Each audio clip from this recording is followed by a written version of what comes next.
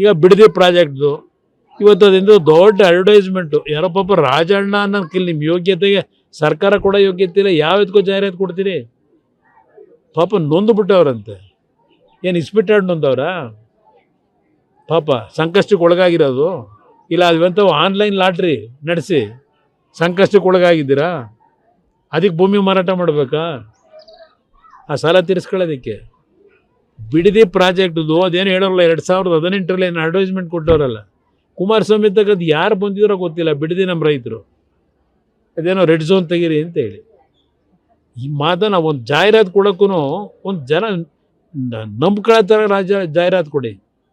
ನೀವೇ ಅದೆಂತ ನೆನ್ನೆ ಹೇಳಿದಿನ ಸತ್ಯಶೋಧನಾ ಸಮಿತಿ ಕಾಂಗ್ರೆಸ್ದು, ಇದೇ ಶಿವಕುಮಾರ ಮೆಂಬರ್. ಅದಕ್ಕೆ ಈಗೇನು ಮುಖ್ಯಮಂತ್ರಿಗಳವರ ಪ್ರಾಜೆಕ್ಟ್ ಮಾಡ್ತೀನಿ ಅಂತ ಹೇಳಿ ಅವ್ರು ಕೊಟ್ಟಿರೋ ವರದಿ ನೆನ್ನೆ ತೋರಿಸಿದ್ದೀನಿ ನಿಮಗೆಲ್ಲ.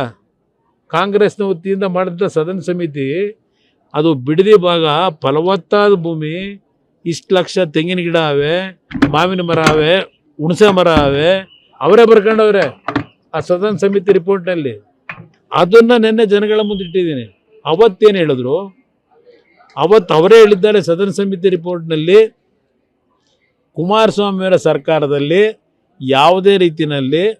ಯಾವುದೇ ರೀತಿಯ ಒಂದು ಪ್ರಿಲಿಮಿನರಿ ನೋಟಿಫಿಕೇಶನ್ ಆಗಲಿ ರೈತರ ಭೂಮಿಯನ್ನು ತೆಗೆದುಕೊಳ್ತಕ್ಕಂಥ ಅಧಿಸೂಚನೆ ಹೊರಡಿಸಿಲ್ಲ ಅಂತೇಳಿ ಆ ಸದನ ಸಮಿತಿ ರಿಪೋರ್ಟಲ್ಲಿ ಅವರೇ ಬರ್ಕೊಂಡವೆ ಕಾಂಗ್ರೆಸ್ನವು.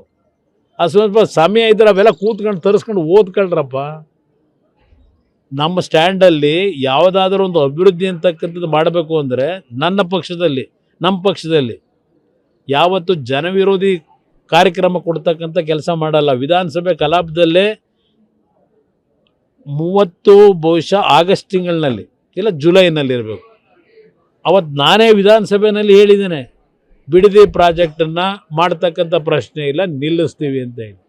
ನಾನೇ ವಿಧಾನಸಭೆ ಕಲಾಪದಲ್ಲಿ 2007ರಲ್ಲಿ ಆಗಸ್ಟ್ ತಿಂಗಳಲ್ಲಿ ಹೇಳಿದ್ದೀನಿ. ಇದು ಕೂತ್ಕೊಂಡು ಓದಿ. ಅದರಿಂದ ಇವತ್ತು ನೈಸ್ನ ಹೆಸರಿನಲ್ಲಿ ಯಾವೊಂದು ಲೂಟಿ 30 ವರ್ಷದಲ್ಲಿ ಮಾಡ್ಕೊಂಡಿದ್ದೀರಿ.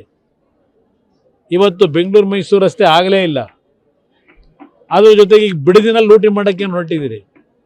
ಸಾವಿರಾರು ಕುಟುಂಬಗಳಿಗೆ ನೈಸ್ ರಸ್ತೆ ಕಾರ್ಯಕ್ರಮದ ಅಡಿನಲ್ಲಿ ಬೆಂಗಳೂರು ಸುತ್ತಮುತ್ತ ಮನೆಗಳನ್ನ ಬುಲ್ಡೋಸ್ ಮಾಡಿಸಿದ್ರು, ಆ ಜಾಗ ಬೇಕು ಅಂತೇಳಿ.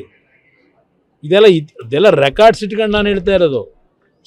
ಹೈಕೋರ್ಟ್ನ ಆದೇಶದ ಮೇರೆಗೆ ಹೇಳ್ತಾ ಇದ್ದೀನಿ. ಹಿಂದೆ ಇದೇ ಕಂಪನಿ ಹಲವಾರು ನ್ಯಾಯಾಲಯಗಳ ತೀರ್ಪುಗಳನ್ನು ದಾರಿ ತಪ್ಪಿಸಿ ಸುಳ್ಳು ದಾಖಲೆಗಳನ್ನು ಸೃಷ್ಟಿ ಮಾಡಿಸಿ ಕೆಲವು ಅಧಿಕಾರಿಗಳು ಕೆಲವು ರಾಜಕಾರಣಿಗಳನ್ನು ಮುಂದಿಟ್ಕೊಂಡು ದಾರಿ ತಪ್ಪಿಸಿದ್ದಂಥದ್ದು ಏನಿದೆ, ಇವತ್ತು ಹೈಕೋರ್ಟ್ನ ಮುಂದೆ ನಿಜವಾದಂಥ ದಾಖಲೆಗಳನ್ನು ಪ್ರೊಡ್ಯೂಸ್ ಮಾಡಿದ ಮೇಲೆ ಹೈಕೋರ್ಟ್ ಇವತ್ತು ಕೊಟ್ಟಿರೋ ತೀರ್ಪಿದು. ನನಗೆ ಇದರಲ್ಲಿ ಯಾವುದೇ ಹಠ ಇಲ್ಲ. ಅವ್ರಿಗೆ ಹಠ ಇರಬಹುದು, ಅವ್ರಿಗೆ ಹಠ ಅನ್ನೋದಕ್ಕಿಂತ ಹೆಚ್ಚಾಗಿ ಆ ಪ್ರಾಜೆಕ್ಟ್ನ ಹೆಸರಿನಲ್ಲಿ ಲೂಟಿ ಆಗಬೇಕು, ದುಡ್ಡು ಹೊಡಿಬೇಕು, ದುಡ್ಡು ಹೊಡೆಯೋಕ್ಕೆ ಕಾರ್ಯಕ್ರಮ ಅದು. ನಾನು ಹೇಳೋದಲ್ಲ. ಇವತ್ತು ಅಲ್ಲಿ ಆ ಲೋಕಲ್ MLA, ಆ ಕ್ಷೇತ್ರದ MLA ಈಗೇನೋ ಮಂತ್ರಿ ಆಗೋರೆ, ಅವ್ರು ಏನೇನು ಹಿಂದೆ ಮಾತಾಡೋರೆ ಪಾಪ ಸೋಷಿಯಲ್ ಮೀಡಿಯಾದಲ್ಲಿ ತೋರಿಸ್ತಾರೆ ಹುಡುಗರುಗಳು. ಸ್ವಲ್ಪ ಅದನ್ನೊಂಚೂರು ತೆಗೆದು ನೋಡೋಕ್ಕೆ ಹೇಳಿ ಅವರಿಗೆ.